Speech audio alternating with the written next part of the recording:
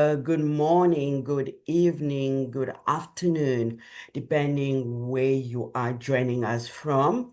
I am Madeleine Kunu, the president of Leading Women of Africa. On behalf of Leading Women of Africa, I warmly welcome you to the second conversation on the G20. And today's theme is debt, inequality, and the development dilemma. Who pays for the global justice?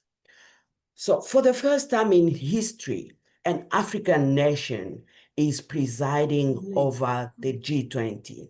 This is really a great opportunity for Africa, not only to get visibility, but also this comes with responsibility. The responsibility for us as Africans to stand together as one voice, to stand together strong so that we can be counted.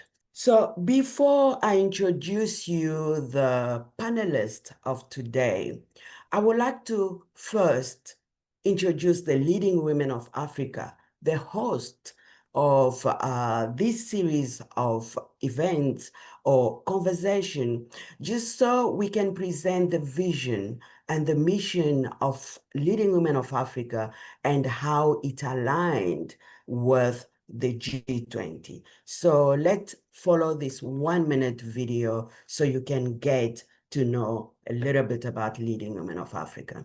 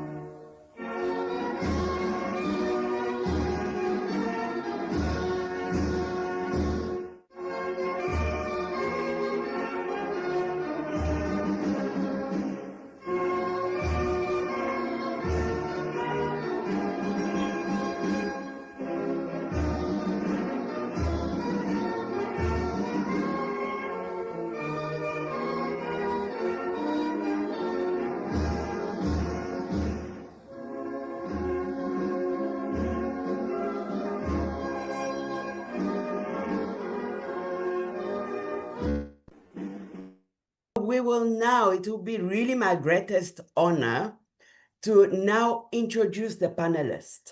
Let me first start with Ms. Odile Balton, who will basically tackle the issue of debt from her perspective. Who pays for the global justice? Ms. Odile Balton. Thank you very much, and good morning, good afternoon, everybody. I will just go through the first topic, and then as the questions evolved, I can input. So, distinguished colleagues, I will be reading from my note. The question is not whether Africa can finance its own development, because it can. The question is whether it will choose to. The resources exist. What is lacking is the alignment of political will, institutional integrity, and public trust. To achieve financial sovereignty, Africa must transition from external dependency to proactive internal strategies and reforms. This includes seizing potential opportunities for growth and investing in innovative technologies, but most importantly, recalibrating the continent's position in global financial governance. Under South Africa's leadership, the G20 offers Africa a unique opportunity to amplify its collective voice. Today, I will address three interlinked challenges at the heart of Africa's development: fair global debt restructuring, the persistent burden of debt servicing over social investment, and the urgent need for innovative financing to close the climate and development gap. So how do we ensure a fair global debt restructuring framework? The G20, as a leading forum for international economic cooperation, holds a pivotal role in shaping debt architecture. To ensure fairness, the G20 must A, improve the common framework through more effective creditor coordination, two, implement standardized and transparent procedures, and C, expand eligibility and relief scope to include middle-income countries. More specifically, it can champion transparency, promote inclusive decision-making, standardize processes, support debt for development swaps. Now, why debt servicing outspaces social investment in Africa? Despite progress, many African countries spend more on unsustainable levels of debt servicing than on health or education. Capital flight, illicit financial flows, and anemic tax systems bleed resources that could have built schools, hospitals, and roads. The reasons for this are multifaceted. They include a legacy of costly borrowing, commodity price volatility, limited fiscal buffers, conditionalities, and austerity. Now, what are the innovative financing mechanisms for Africa's climate and development gap?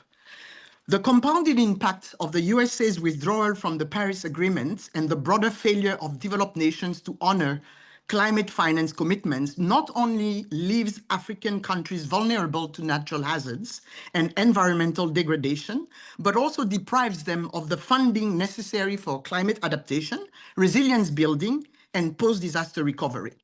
Recent G20 developments in climate and finance provide an opportunity to amplify Africa's adaptation finance priorities through the Sustainable Finance Working Group. In 2024, the SFWG endorsed the G20 Sustainable Finance Roadmap, which prioritizes the mobilization of capital for adaptation in vulnerable regions, although implementation remains uneven.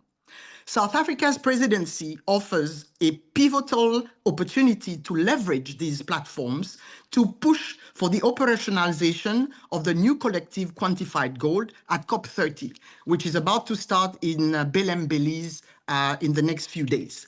Scaling grant-based adaptation finance and centering Africa's national adaptation plans in G20 finance track discussions.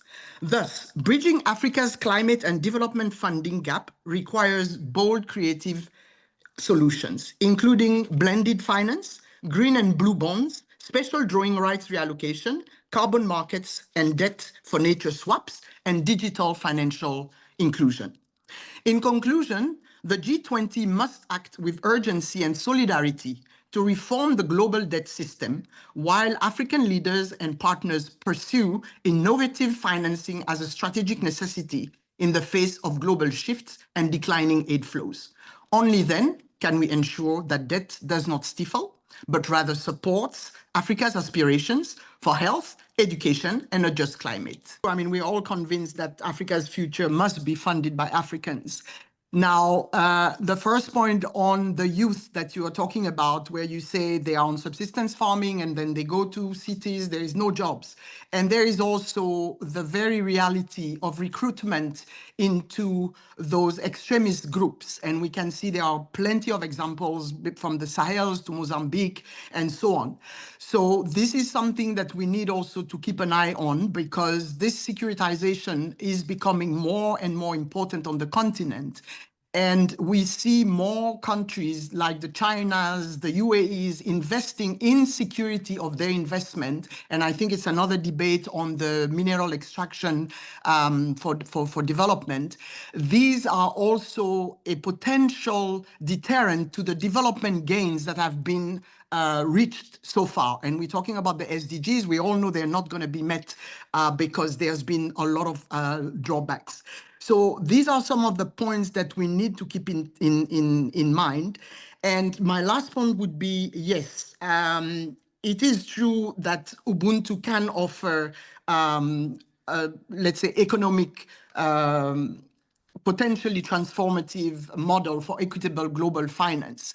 But the actions must also remain with us as citizens, pushing our representative, pushing our leaders, involving the youth, the women, and civil society in holding leaders accountable. This is very important. The African Union, again, for me, it has issues, but it remains one of the main institutions, including with the regional economic commissions, that can actually unite the voices and present it as one. Of course, different countries are at different levels of development, of social justice, and so on. But this is the institution where we need to actually shake up things, and we have to push the youth to be part of those discussions. Because I'm looking at Agenda 63, we are not going to be the ones implementing or pushing it forward. It's going to be the youth. It's going to be women in business coming up. It's going to be civil society pushing for more and more social justice. And already on silencing the guns, we're not doing very well because you can count the conflicts on the continent. So we need to really try to see how at an individual level, but also as a group sitting here, we can push by contributing to our parliamentarians, our movements we are involved in, and push it through policies and also at the government level. How do we do that? So that would be my point, to say that, yeah, we need to focus on the next generation. They call them the Gen Zs. They know what they want. They know that enough is enough of pillaging the continent. So we need to work with them in that sense, and with women. Thank you so much. Let me now bring Dr. Madeleine Gomez, who is a South African international speaker and who would like to know more about the I Am Impossible project. Over to you, Dr. Madeleine. Thank you, my namesake. It's so awesome to meet you and everybody else on this platform. The I Am Possible is built around humanity, developing humanity into the next level of consciousness. And it is breaking generational thinking patterns that's leading to self-sabotage, limited potential, and basically shift people out of their lack, their poverty, the belief that they cannot do it and cannot achieve, and allow them to see that they are limited potential. To get back to my speech today, I'm always first for humans, and I always see the lack where there is humanity. In systems, I was a director for 20 years, so make no mistake, I come from the formal business background, understanding business and finance fully. But to me, business, governments, whatever we do cannot exist without humans. But I feel that the humans are always left for last, and the systems are always designed first. So today I want to touch your heart with my speech. I'm going to touch shortly on each question that's given to us and just give you my overview. And hopefully that will give you something to think about and to ponder on, because I do believe there's hope. I do believe we can turn things around, but I do not believe we can do it in the same manner that we created the chaos that we experience at the moment, not only in South Africa, worldwide. So today I want to talk to you about reclaiming humanity in the language of finance. Before there were numbers, there were people. Before policies, there were stories. And before profit, there was purpose, a sacred call to serve humanity. Today, as we gather under the banner of the G20, I invite all of you to remember that the true economy is not measured by GDP or market growth. It's measured by how much compassion circulates through our global systems to create prosperity for all. So point one is a fair framework for debt. How can we ensure a good global debt restructuring framework? By returning finance to its moral foundation, justice rooted in compassion, and not just finance for some and the rest go hungry and still struggle and have lack.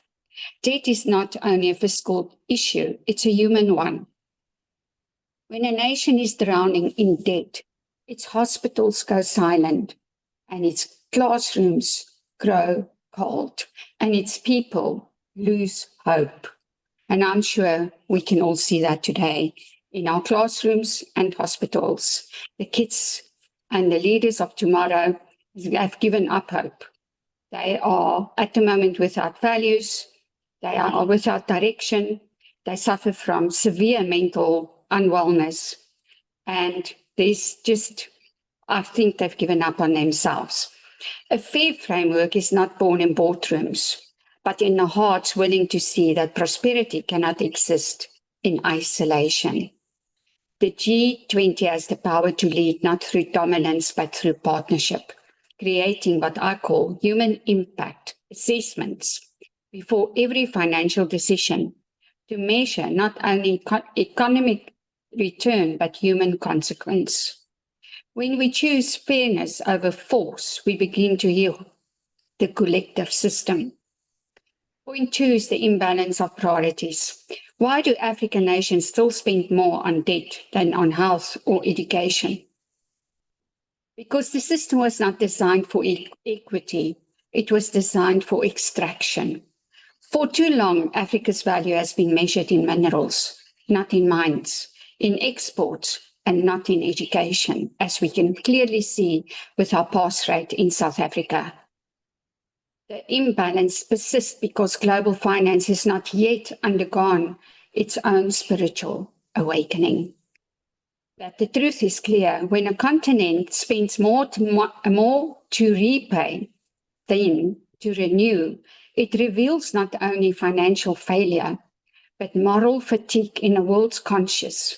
It is time to redefine wealth, to see every healed child, every educated woman, every thriving village as a dividend of divine investment.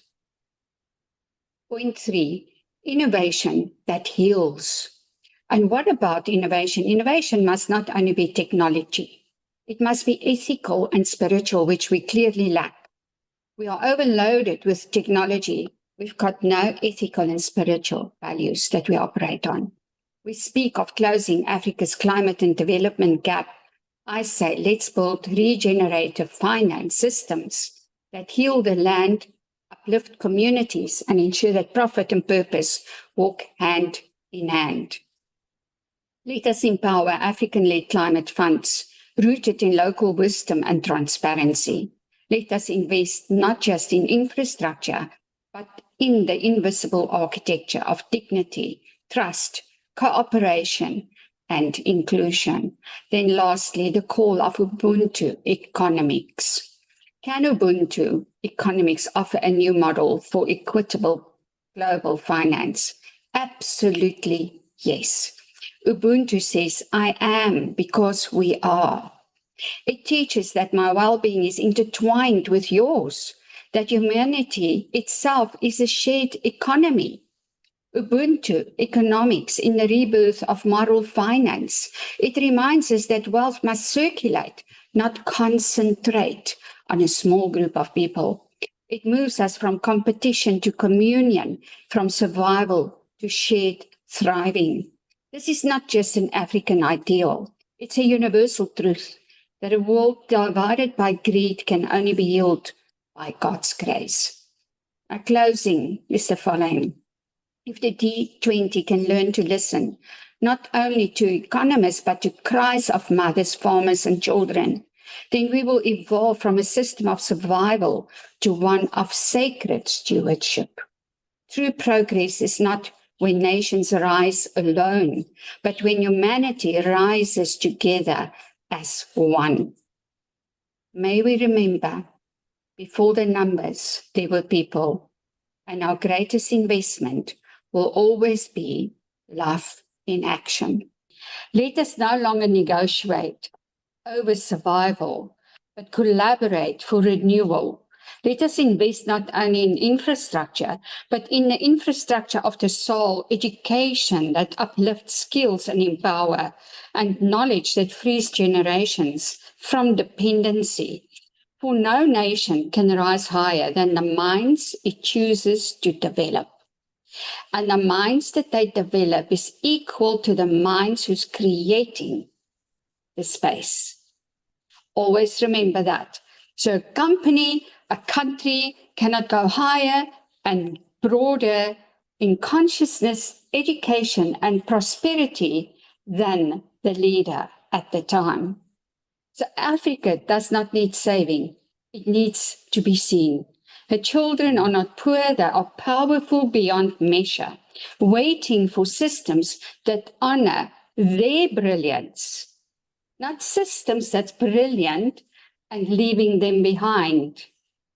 So may we, as global stewards, choose humanity over hierarchy, healing over hoarding, and wisdom over wealth. For the world we build will not be measured in numbers, but in the peace, the potential, and the promise that we are leaving behind. Thank you all. Let me call Dr. Maina Gioko from Kenya. Let's hear from you, Dr. Gioko. Thank you very much, Madeleine, and thank you very much, the panelists who spoke before me. I'm very, very grateful to be here, to be the voice of Africa, to the voice of the children of Africa. As an educator, I'm so proud of the fact that G20 is now coming to South Africa, and it's something which we should be proud of. I'm not speaking as an economist. I'm speaking as an educator, a teacher educator, someone who has spent years in classes with teachers and families. Behind these big words of debt restructuring, we hear them at this low level, but there's the issue of inequality. We have real human stories. When we say a country spends more on debts than in education, what does that really mean? It means a rural teacher with 80 students and they cannot afford to have resources. It means a young graduate who has hopes and aspiration, but the national budget is stretched to give them opportunity to thrive. And that is our resource. Those are our roots. Those are our seeds. So instead of planting seeds, we are eating them. It means we are mortgaging the dreams of the next generation by paying debts. It is with this that I'm reacting to the 3 points which my colleagues have also said about them. When you talk about death, it's beyond the numbers, the way Madeleine has said. It's deeply human because it brings the first idea which I want to share. What would fairness look like when you talk about global debt conversation? Fairness begins with treating debt not as a punishment, but partnership. A fair global debt framework should provide our countries with a breathing space, room to thrive, so that our teachers, our students, the future is harnessed in a solid way.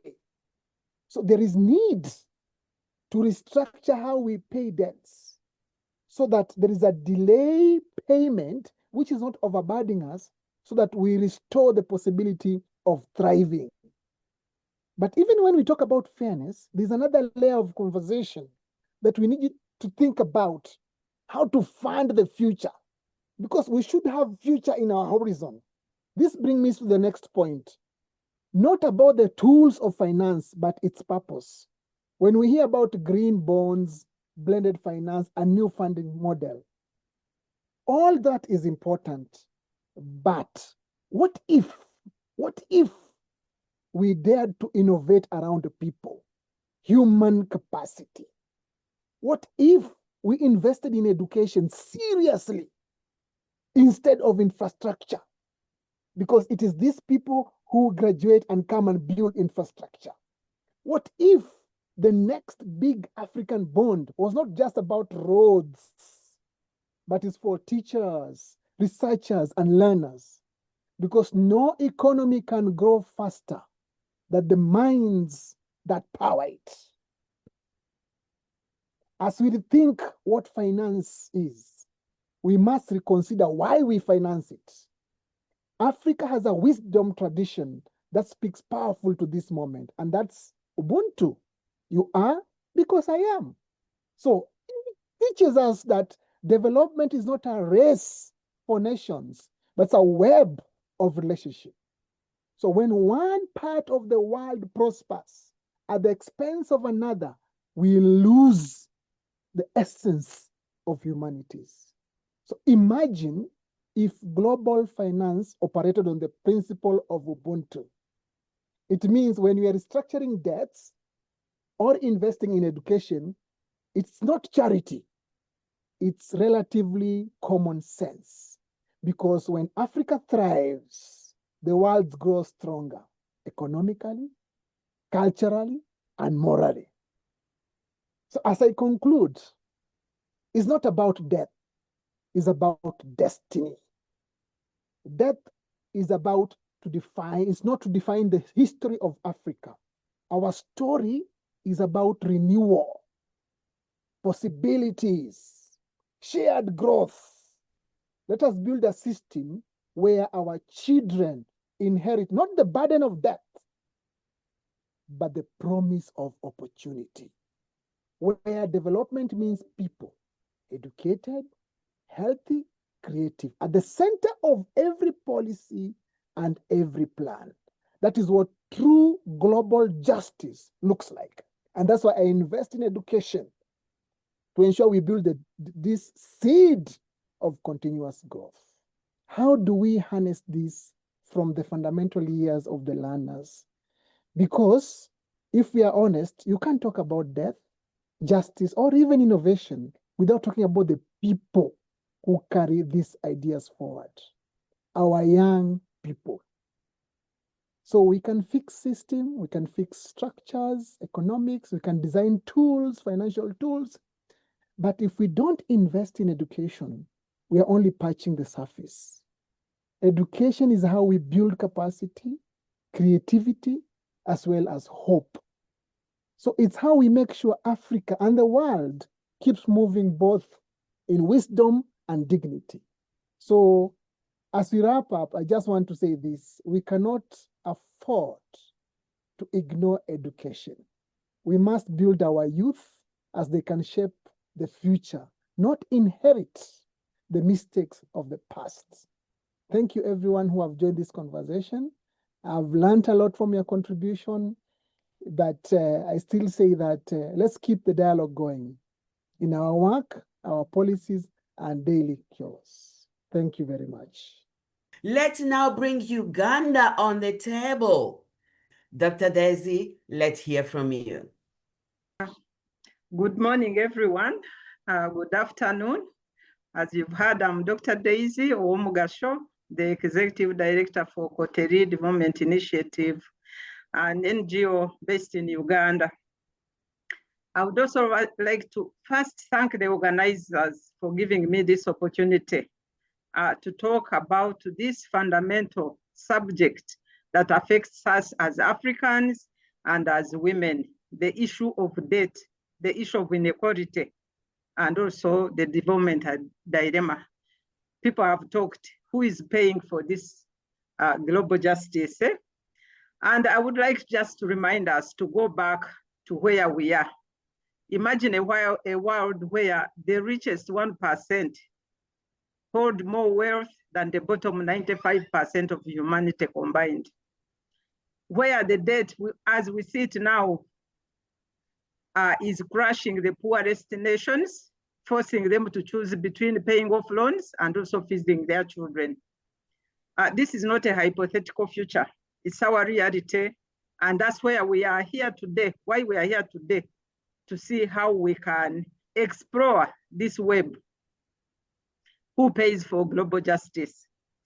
I would like to start with a story, a personal story that has stayed with me for years.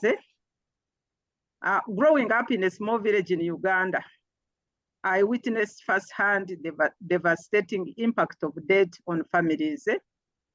We had a couple which used to live in a hill above our home in southwestern Uganda. At the time, the wife took out a loan from money lenders at an interest of 15%. As the interest and principal accumulated, she couldn't pay back. The sorghum she had planted didn't do well on a land she had rented, as they had no land of their own in a densely populated district.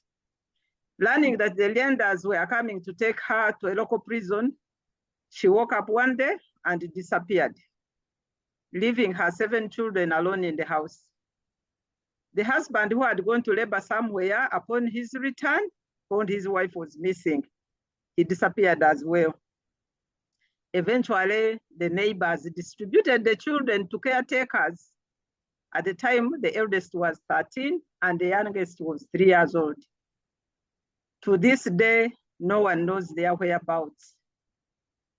The same happened to my aunt, who took out a loan for a small business, and the debt weight led her to lose everything. And in the recent visits, I find that those stories are not alone. We see many people facing the same problems, the same challenges. And this is the reality of debt at a micro level. But the principle is the same when it comes to the sovereign debt. Africa, with a population of about 1.5 billion people, also faces this profound crisis of debt and inequality. As of last year, at least 443 million people, or about 40% of the population, were living in poverty. We still continue to grapple with the challenges, the socioeconomic challenges of poverty, of hunger, political instability, and the mounting debt burden that is now maybe estimated at between 1.18 or $1.8 trillion, whereas the debt ratio is also about a quarter of that. And most affected are the low-income countries. At the same time, we have seen the debt exceed the sustainable levels, which is crucial for countries to manage this debt.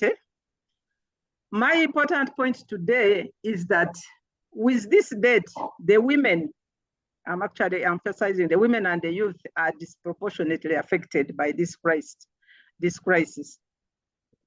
They bear the brunt of these measures of reduced public spending on essential services. People have talked about it now. It is evident in areas such as in education, in healthcare, where funding has been cut, and this has led to maybe school dropouts, especially among girls, and limited services, access to services, especially health services. And we have also seen increased youth unemployment as a pressing issue and worsening as governments prioritize debt over job creation and skills development. So the issue is this debt is profoundly affecting the impacts of lives in developing countries. The cost to debt servicing, the ability to invest in infrastructure, in social programs, in economic development, it has an effect in almost every atmosphere, at every sphere of our being, of our existence. Limited healthcare, limited educational opportunities, and all those that go with it. So as we are discussing, I've had the other previous speakers, we need to go back and re-examine these questions clearly, these issues, and see who is paying, who pays, who is supposed to be paying. These questions are vital as we seek a more just and equitable world. So some of the proposed issues we need to be looking at. Can we consider implementing a comprehensive debt relief to alleviate the burden on these developing countries, at least to allow a redirection of resources towards essential services and development. Most people have talked about it. Can we go back to finance education, to finance healthcare, so we can have a foundation for our communities, our economies to thrive? Can we adopt or ask the international financial institutions to adopt policies that prioritize social investments and sustainable development, rather than just focusing fiscal, financial, to have a human face, and also encouraging fair trade, investing in local businesses, empowering communities to create more resilient economies, which are less reliant on external borrowing. And I think one most important aspect is also collaboration among us as nations, as countries. I think we shouldn't forget the regional aspect. Somebody has talked about it, the issue of us, the solidarity, the African solidarity and union. So as I look at it, in conclusion, the debt crisis facing us as nations is a multifaceted issue. Maybe there is no one single solution, but it requires collective action and innovative solutions. By addressing the structural and the systemic challenges of debt management, we can pave a way for sustainable development and social justice. As we engage in this dialogue today, let us remember that the responsibility for resolving these issues lies not only with the debtor nations, but also with the global financial community. The debt crisis in Africa is not merely a financial issue, but a significant barrier to achieving global justice and equity. By embracing sustainable debt management practices, enhancing transparency, fostering community engagement, we can pave a way for a more just and equitable future. I agree with the previous speakers. The principles of Ubuntu economics, the interconnectedness, the community welfare, shared prosperity, they offer a transformative framework for rethinking global finance. Together, we can create a financial system that prioritizes the well-being of all, ensuring that we do not just ask for who pays for global justice, but actively work towards achieving it for everyone. One of the panelists talked about it and says, yes, we may share blame other the other global leaders, other wealthier countries, but at the end of the day, what is our stake? What have we got to do and we have not done? And when it comes to corruption, it seems to be a cancer that is actually affecting most of our countries, and we have to deal with it. But that aside, we also have right now the opportunity, and we have the capacity to turn the tables around. We can address those issues. Those are all within our reach to be able to say, now let's say no to corruption. What are our leaders doing? What can we do about our governance issues? So most of these issues stem from inadequate preparation. We have poor management, poor procurement processes. So as a country, as a continent, we also have to cross-check. I agree, we have to cross-check on what we are doing and be able to turn the tables. I agree with one of the speakers who says, yes, the Africa is ours and we have the resources to do something. Let's not just wait for somebody to come and say, okay, somebody will look on us serious and say, okay, let's maybe do the right thing. I don't know, what if they don't do the right thing? Is this how we are going to stay? Is this how we are going to continue leaving a debt to our generation, the generations to come? In Uganda, it's a sad situation. Recently, they were talking of, there was a major headline where China was going to take over our biggest airport because we couldn't pay a loan or one of the loans. So is that something we are leaving as a legacy? So to me, we have to work hand in hand. It is not something we can say that yes, here you are the leaders, you take over the loan or take over the debt, but we also have on our part to do something. And that means addressing the issues of corruption, addressing issues of debt management, taking the loans, taking a debt when it is necessary, not just for the sake. In our place, we see sometimes the government can take on a loan maybe a month or two after passing a budget and takes it on as a supplementary budget. Is that prudential financial management? No, it isn't. So we also have to look at ourselves as we try to also look out to some of these organizations to make sure that we have a fairness in the debt system. As regards the G20, I think this is the time to also say, yes, we have done our part. There are some of these challenges, but they can also take significant steps to address the debt and inequality. Some of these injustices stem way back before some of us were born, at the colonial times and whatever. And we've been having these debts carried forward. Maybe what we can do is the new debts, but the previous ones, some are too heavy. So what can be done? The G20 has the responsibility and has the mandate and has the powers to do something that we have been carrying since we were born. It's not something we also need to actually carry, and they also hand over to the coming generations. So that is something I think we can put out to the G20, and in particularly in enhancing transparency in these loan agreements, also in the prioritization. What do we need to prioritize? Recently, there was also a newspaper headline. Our Minister for Finance was like, hey, World Bank is forcing us to take on a $40 million loan on gender-based violence when we don't have this.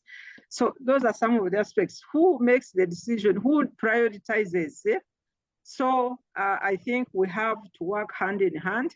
And also as Africa, we need to unite and create, project one voice on what we need.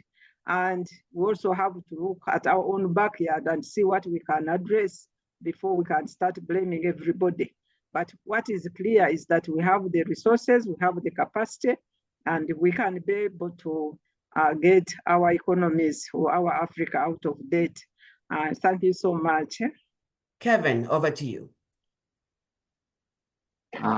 Thank you, Madam. The true measure of justice is not how loudly the powerful speak, but how deeply the vulnerable are heard. Ladies and gentlemen, I'm pleased to be here today with you as a voice from the continent rich in potential, but constrained by financial system that often treats Africans not as a partner in development, but as a perpetual debtor. Today, we have to dig deeply to this, the theme of today of debt, inequality, and development dilemma. Who pays for global debt or justice? I mean, this is not just an academic question.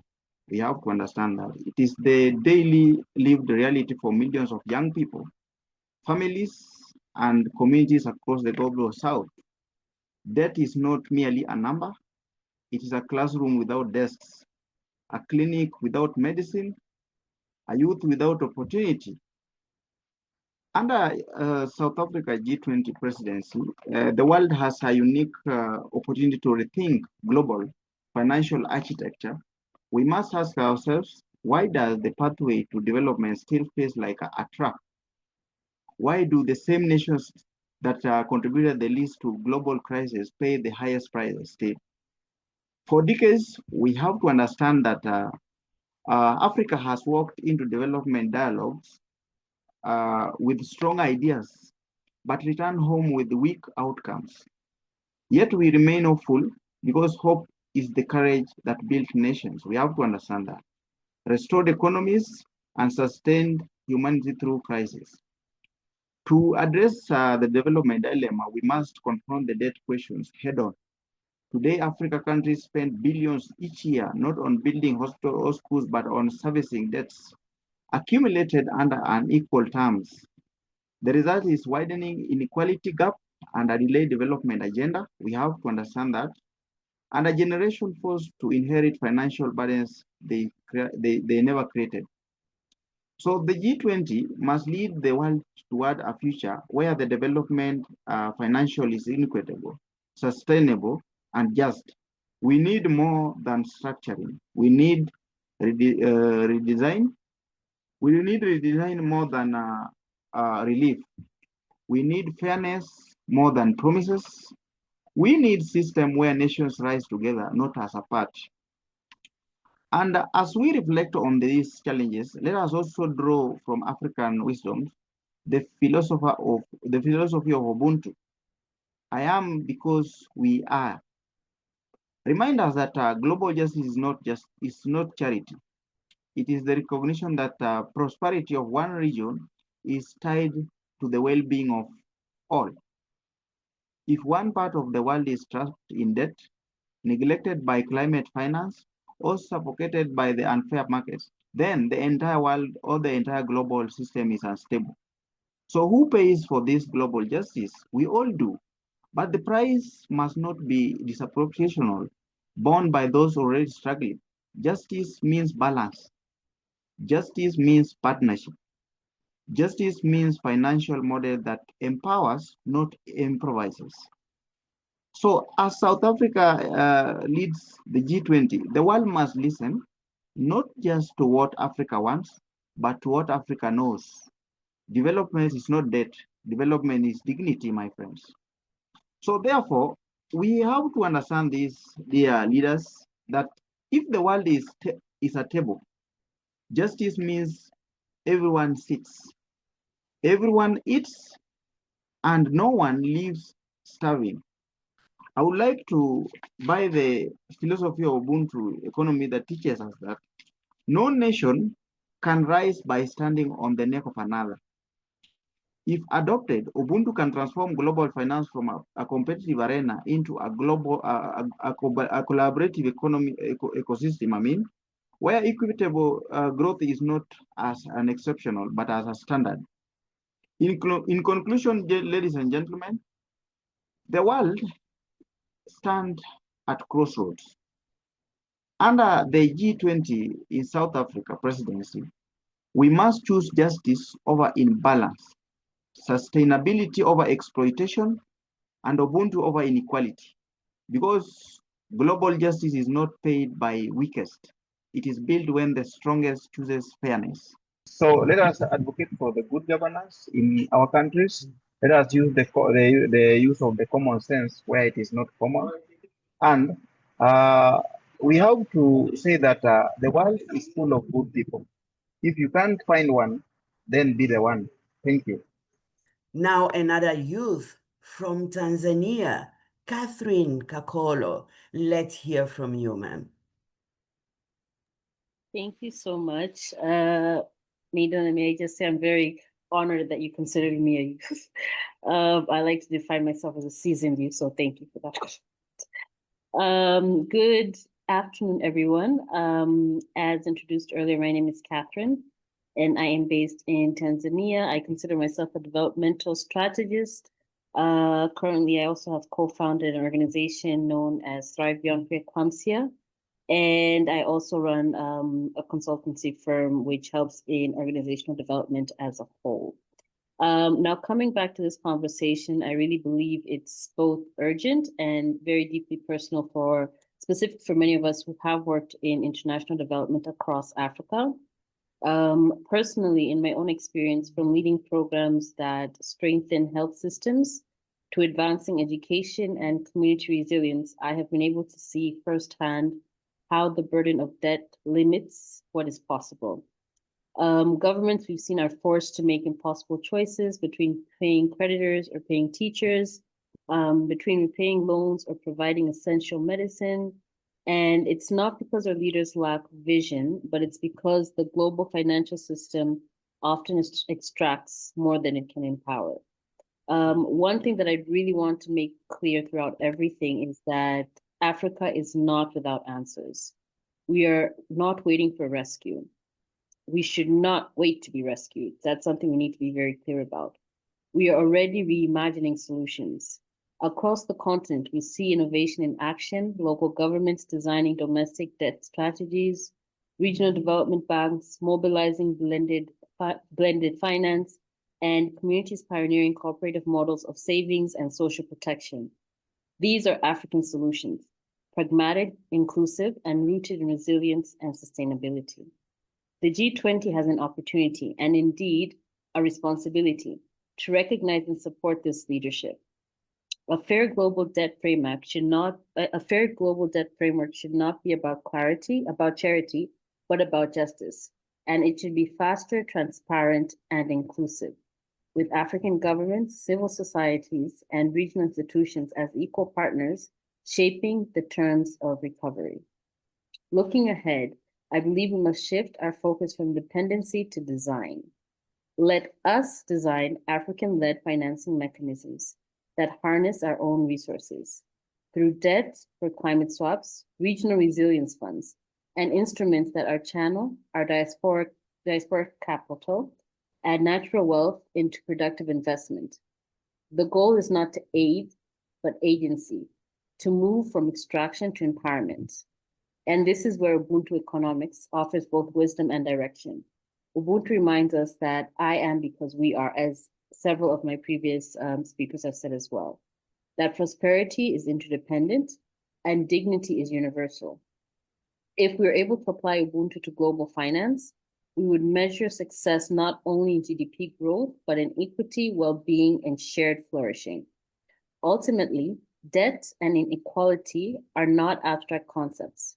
They appear in classrooms that I believe several of us have visited without teachers. They appear in clinics without medicine, and in the faces of young people whose dreams are deferred by limited opportunity. But the solutions, too, are within our reach. When we trust our own institutions, strengthen regional solidarity, and engage globally from a position of confidence and not crisis. Africa, again, is not and should not be asking to be saved. We are asking to be respected as equal partners who are capable of shaping our own destiny. Global justice, I believe, begins when financial systems reflect the truth with transparency and accountability. And the G20 has both moral and practical responsibility to make this a reality. Things such as debt, inequality, and climate challenges are real, but so is our capacity to respond with courage, creativity, and solidarity. So in particular for the G20, global partners and African leaders were supposed to come together in fairness and partnership. We can truly build financial systems that empower communities, investing in youth, and ensure that no child is left behind, and create a proper legacy for the next generation. Time for shared responsibility, respect, and action is now, and Africa is ready to show the way. Thank you. Over to you, Dr. Chris. Thank you for inviting me back anyway. Yeah, I was going to continue saying about my research on the Ubuntu economy, and with regard to emphasizing interconnectedness, collaboration, and a holistic view of development, integrating the creative economy, care economy, and climate economy as pillars for growth and social inclusion.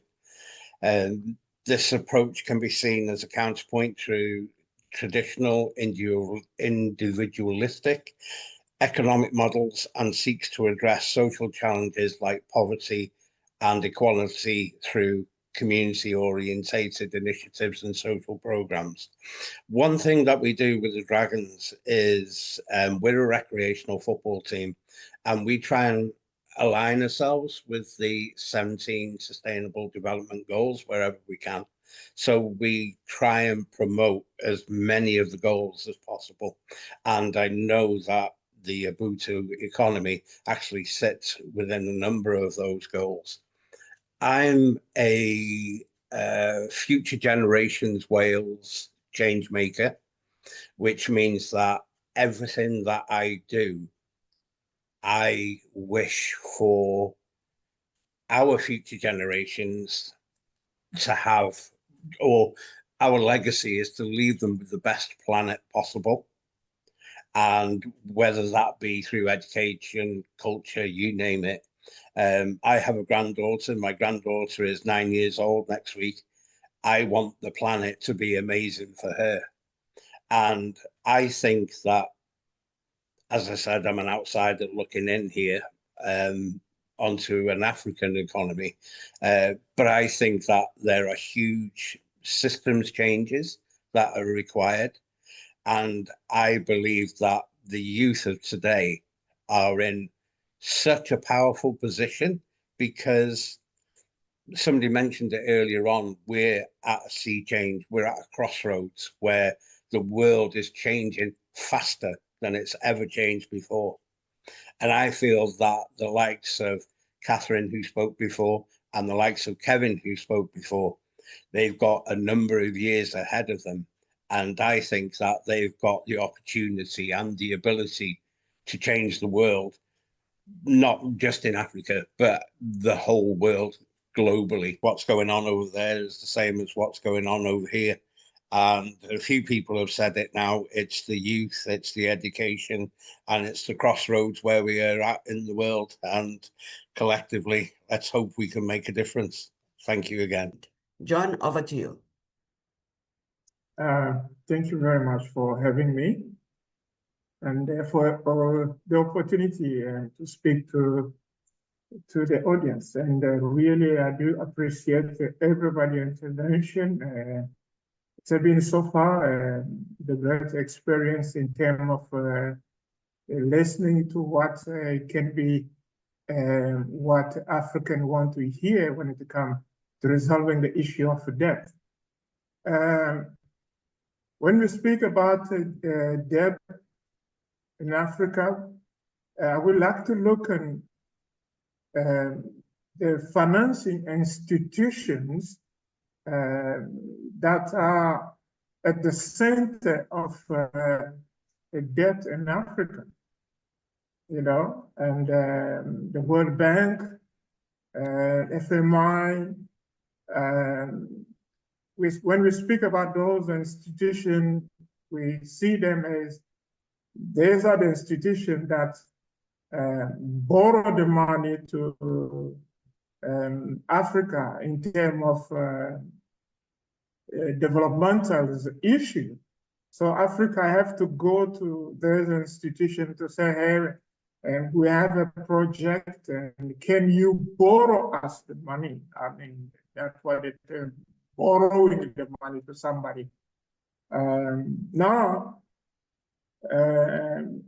have them as an institution help Africa to develop? I think that may be the question. You know, are those institutions help Africa to develop? And then who's winning and who's the loser? You know, it's okay to go borrow the money, you know, for development, and the one that to borrow the money, you know, and the one that give the money, who's winning and who's losing. When we borrow the money in terms of somebody will be winning and another one losing, that's where the problem starts, you know.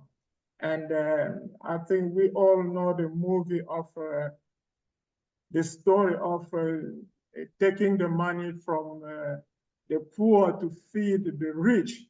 It's I mean, we watch the movie, we will understand what that means. So when institutions borrow the money to give the people or maintain them as a poor for more than 50 years or 100 years, people have to ask themselves the question, is that really benefiting the people? I think that is what really the question that Africans should ask themselves. And that's why when G20 comes in Africa, the issue of restructuration of the financial institution become the cornerstone of any discussion, according to me. You know, when those institutions cannot be restructured, it means Africa will keep on borrowing and borrowing and borrowing and borrowing until Jesus Christ will come back. You know, unless Africa really call to order for those institutions to be reformed, we will be sitting here talking of the same problem again and again and again. I believe there should be a win-win partnership between banking institution and the borrower. The way they are making money should be the way the borrower are prospering.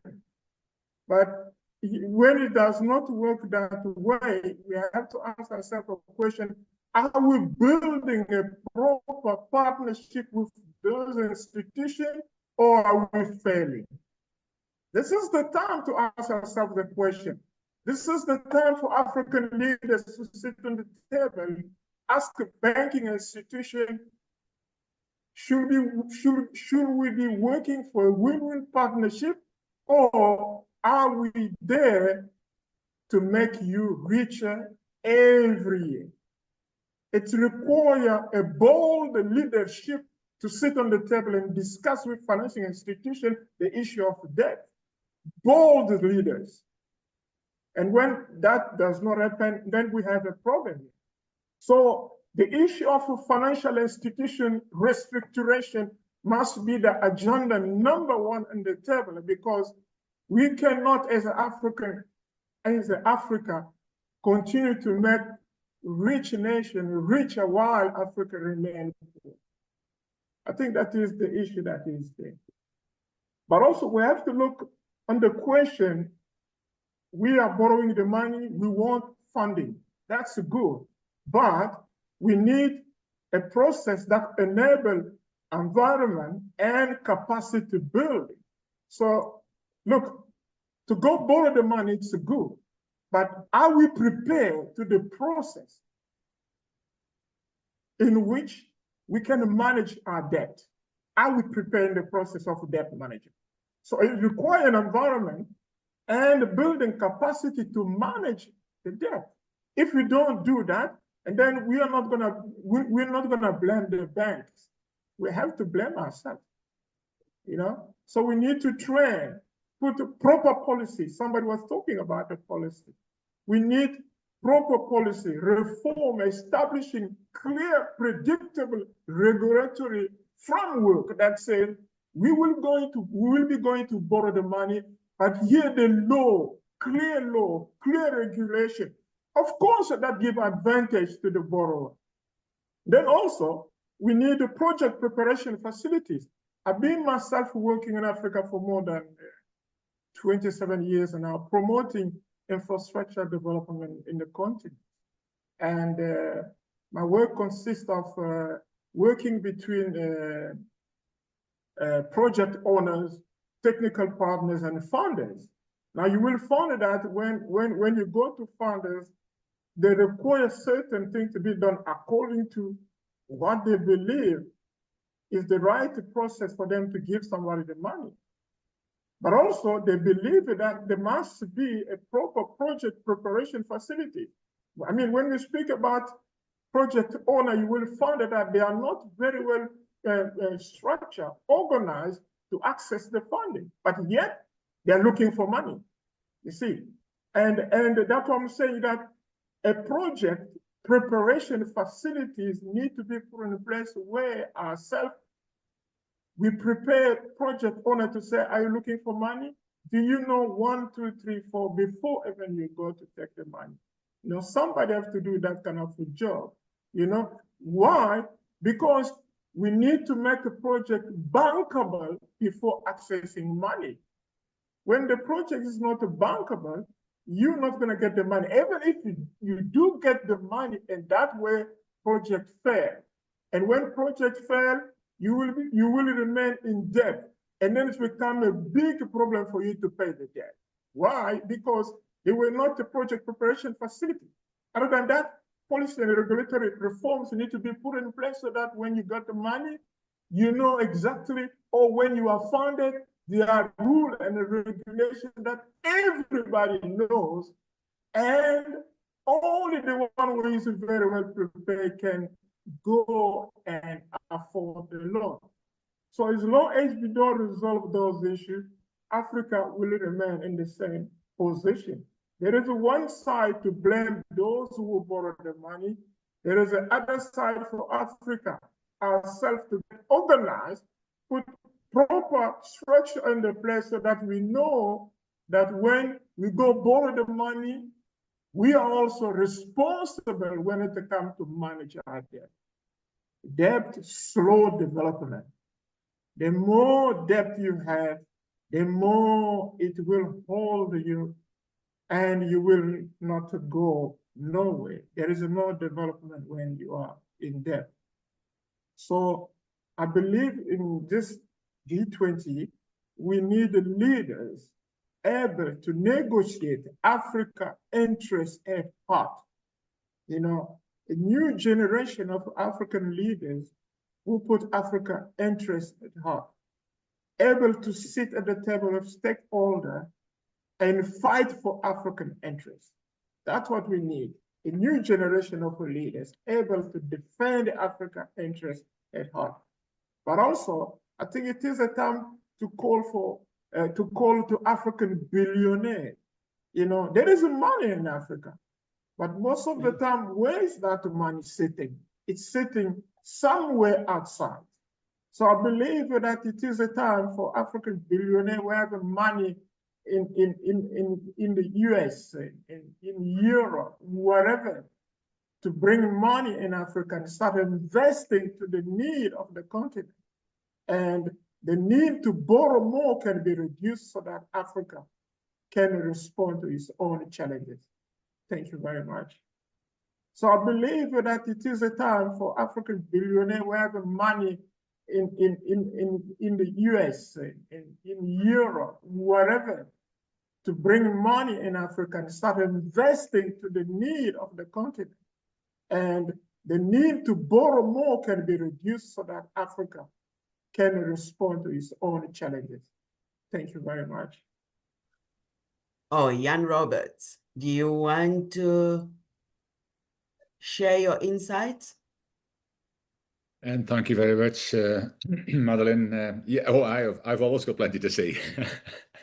But the thing is, though, and I apologize, I arrived very late. My meeting ran over tremendously, but I just wanted to hear at least some of the insights and everything. And I think when we look at Africa, I commented last week about when Jamaica had this horrific storm, and all of a sudden people come together for an urgency. Africa has been urgent and has been an emergency for decades. Yet nobody actually does something about it, because I'm now heavily involved in farming as well. We have a leadership institute, but I mean, leadership needs to be at every level. But I think when we're looking at the debt and all this kind of stuff, what we also need to include is the fact that 282 million people in Africa are suffering from malnutrition, with millions more suffering from acute hunger. Yet that has been an emergency every single day of every single week of every single year for decades, and nobody talks about it because it's Africa. Yet, I said in my comment there as well that in Jamaica, of course, when these emergencies happen, we need help. But this has been an emergency.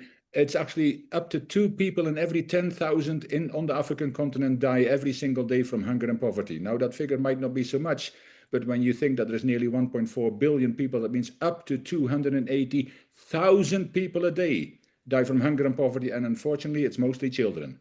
Yet 60% of the continent is children 35 years and younger. We have 60% of the world's uncultivated farmland. We need to start working from within. And people, I know I'm not originally from Africa either. I'm in South Africa. And I know that we need support from everywhere, but giving has never done anything for Africa for many decades. It's kept Africa poor in anything. And I think that's also been shown now. Now there is a panic because the giving is stopping. And I think in one way it's good, because now we need to start looking within. And that's what President Traore said as well. When they get $2 per kilo from outside of Africa for some of the minerals, when it's on the open market, it's $200. There's your riches. I'm talking about farming in Ghana just now, and it says what we're going to do is we're going to use our riches from our soils to make sure that we start developing food, because that's going to get much worse before it's going to get better. So we need to have different conversations. And I mentioned in the Ubuntu is an overused term. I am because we are. What are we really? We are scared of the rest of the world. We are bowing down to the rest of the world. And there is outside people are not going to save Africa. Africans are going to save Africa, but it needs a different mindset. And that will cover when we bring agriculture. We've got a massive opportunity. When I first saw, somebody sent me an article, and it surprised me in a way. But to date, I think at least $150 billion worth of food is getting imported in Africa. There's part of your poverty. And then we send raw materials out, and President Traore is now building cars, he's building phones, he's doing everything from within and shipping finished products, creating thousands of jobs. We need to create millions of jobs in Africa, and farming is a place where to start it, because unless people have food on their table, they have fresh water in their possession, and they have a security and a roof over their head, education is not good for kids that go to school hungry every day. So we need to incorporate everything, but we need to bring the communities back together. You see, the kids in the community, they're 70% is subsistence farmers. So that means they barely make enough food to survive, never mind to thrive. So the kids are going they come to Johannesburg and all the big cities, find out that they can't get a job there and end up in informal areas. Too proud to go back, and no point in going back. But if we can if we go from subsistence farmers to sustainable, profitable farming, and that's so very possible with everything that's here, then we can make a difference, get the communities to thrive again, get the kids to be involved. Not everybody needs to get their fingernails dirty, especially with the technology we've got just now, but we need to do so much more. And one thing we need to stop doing, I have walked out so many groups, one thing we need to stop doing is to stop talking and do nothing. Because I repeat that saying every time, when all is said and done, usually far more is said than ever done. And when I get into groups now, and I'm working with farming in Ghana as well, my first question was this: where are the results so far? Are you willing to take action? And I say, because otherwise I'm out of here. And it's not about me. It's about the fact that I'm just plain talking. We need to take action. We need to stop talking in all these big groups that we have, and it looks lovely. And I was in a group 25 years. There's a big group in Africa. 25 years they've been busy. And I said, where's your results? They couldn't give me one. And I says, there's your problem. And so I'm very passionate about it. We need action, and we can do this together. Yes, we need people from around the world, but we need the Africans to start working together in Africa for Africa. I've got a lot more to say, but I think I've said enough this now. Mr. Gilbert, I see your hand. You can go ahead. Okay, thank you so much. My name is Gilbert Musinguzi from Uganda. I agree with the comments made by most of the people, but let me single out what Dr. Daisy said. She gave an example of a woman in her village who was indebted heavily to the extent that she had to run out and leave the children to be taken care of by the world. She didn't escalate it further, because probably she would have extended and said that given such a person who has run away and left a country like Uganda, if it incurs a lot of debt and becomes debt, it fails to pay its debt, there are consequences. A country is not like the lady she talked about who will run away and disappear in thin air, but rather a country has a permanent address, physically present, and definitely the creditors will come and demand their pound of flesh. Previously, we have had experiences where countries have got debt relief, but it may not always be the case. Some creditors might want to follow it up to the logical conclusion, in which case they could take, for example, the assets that are given to the country. So what should we do? I'm looking at a country like Uganda again, which I'm well versed with. We have incurred a lot of debt on a number of occasions, but in the same way, we have stood surety for companies that are lousy. We have a hospital that has been built using government guarantees, and up to now, over 10 years, that hospital in Rubo has not taken off. The government incurred a debt on behalf of the country, has stood guarantees to pay back. Up to now, the thing is not happening. So in the process, because the money has been diverted elsewhere, it does not do what we would have done. And as such, we incur more debt. The other solution would be about corruption. When we incur debts, again, we use the money and abuse it. We bring money, it comes in, then a lot of it goes out. A recent case is of recent, we had floods which have hit the whole the city, but in the process you discover that the person who was given a tender to do that got it through dubious means. Many cases of corruption are happening, especially orchestrated by the higher echelons of leadership, and nothing is done. So if we address the issue of corruption, we would also have done away with increment in escalation of debt. Finally, there is the issue of preparedness. To what extent are we prepared when we incur debt? Some of our countries incur debt without preparation. When the money comes in, they do not start on the project. Actually, you find they are not prepared. The people, for example, the Project Express affected persons were not compensated in advance, feasibility studies were not done, whatever, everything is not prepared. So interest continues accumulating, and therefore debt becomes even higher. Lastly, it's about what can we do? As a country, what we can do is not about, I agree with the issue of Ubuntu, but I agree with the current speaker who said that it's not enough. People who are creditors will not be sympathetic to say, sorry, you will let us be humane. No. Creditors are money sharks. They want their money back. They want the maximum profit. So what can we do? We should be assertive. Make demands, and don't wait upon them, their masses, to say, please pay back. We demand and say, for example, there is debt injustice, maybe climate, you are not addressing these issues. You have historical issues of colonialism. Let's take cases to the international courts or something. Take action. And of course, again, good governance.